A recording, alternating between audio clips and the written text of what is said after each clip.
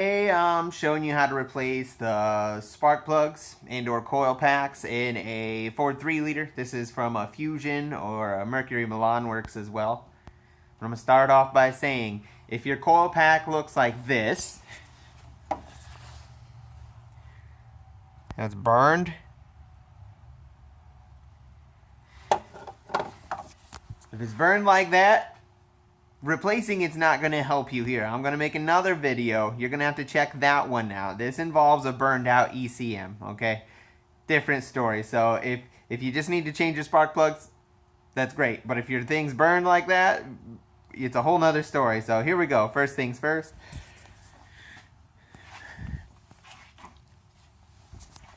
All right. Tube on the back of the intake. Pinch that, pull it off.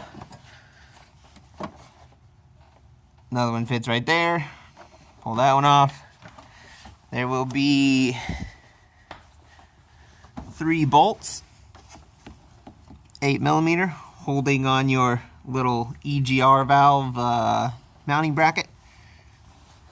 Sorry, the lighting is terrible. One here, one in the top, and one to the left side. It's kind of down here.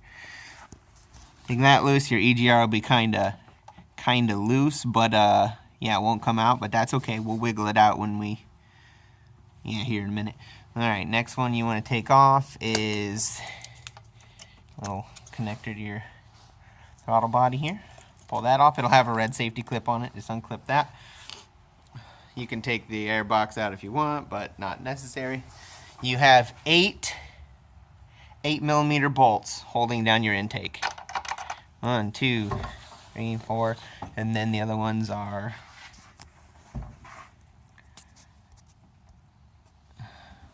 1, 2, 3, and 4. So 8 bolts. This will get loose. There's also there's a little sensor plugged in here. Just unplug it.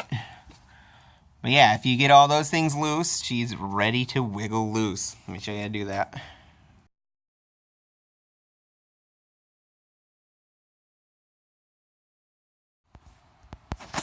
Little side note here, these bolts have retainers. So just unscrew them as far as you can, and they'll kind of hang in there. Make sure you get them all the way out though, because you don't want them to get hung up in these when you're trying to pull the intake. Also, I forgot to mention there's this little wire thing sticks in there, but just pop that out. Okay, so all you gotta do is basically pull back on the EGR a little bit while you lift up on this end like this, and it'll clear enough room. You do have now access to your back set of coils, and if you'll notice, there is a fuel line right here, and the reason we did it the way we did it, right down here. Sorry, it's hard to see. Right there it is. But we don't have to pull that out. We don't have to pull the EGR, and you can indeed get to your coil like this. You can see these are held on by 8mm bolts and your little connectors. But here, this is that back one's the hardest one. I'll show you. You can indeed get it out from. Doesn't look like you have much of clearance, but you do. Bam. There she is. You can get your it's got a 6-inch extension and a regular. That'll fit in there too. Unclip them. Stick this part in first.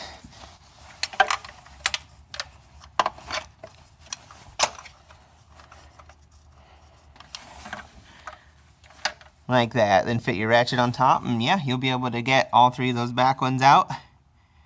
Replace your spark plugs. Plug them back in, and then do the same for the front here. That's easy. I don't need to explain that, I don't believe. So all the plugs are out and whatnot back there too. Little tip here. Your spark plugs will probably be a minimum of platinum. They should be pre-gapped. The gap on these should be around 0.52 or so. Yeah, like I said, they should be pre-gapped, but if they are not pre-gapped, don't stick something in between there and pry up on it. Sorry, my camera's focus is terrible. But, yeah, you'll damage the platinum if you do that. So just take a pair of pliers and actually just grab this part right here and just pull it up if you need to change your gap or smash it down, whatever it is. But don't stick something between there and pry like an old school spark plug. That won't work. All right, let's get the new ones in there. Get Motorcraft if you can. They're actually less expensive than most other brands, and it's the correct one. So there you go.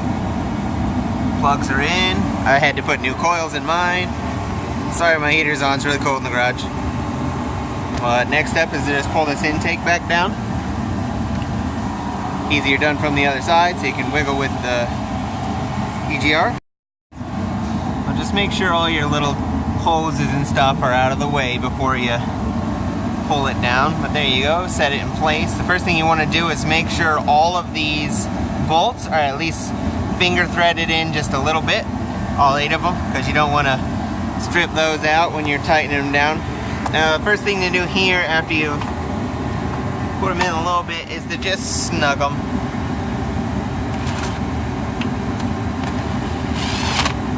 Now we're just going to go and snug all these down just a little bit, and then I'll show you how to actually tighten them.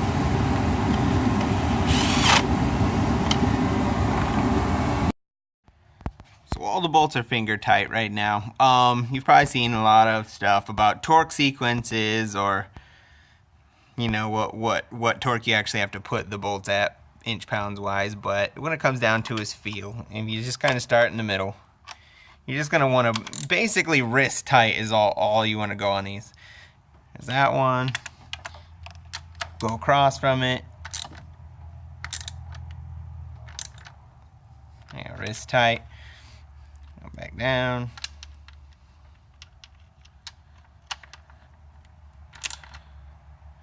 Wrist tight.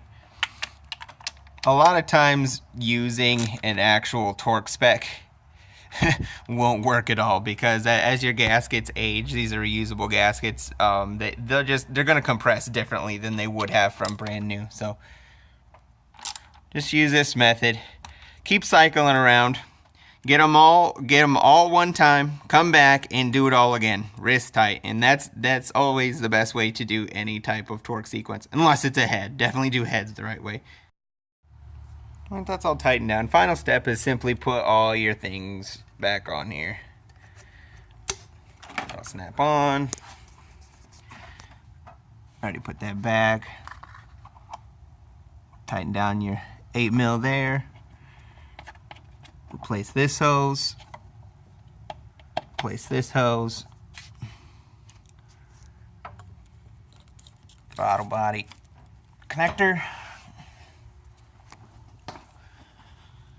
Don't forget your 3 bolts for your EGR. It's easiest to put the top bolt in first. Kind of push it over, put your top bolt in, and then you can slide the side 2 in a whole lot easier. We'll do that real quick. Alright, air box is back in. These little hooks that go in here can be really irritating because it doesn't give you a lot of wiggle room, but just keep messing with it. You'll get it eventually. Everything's all back together.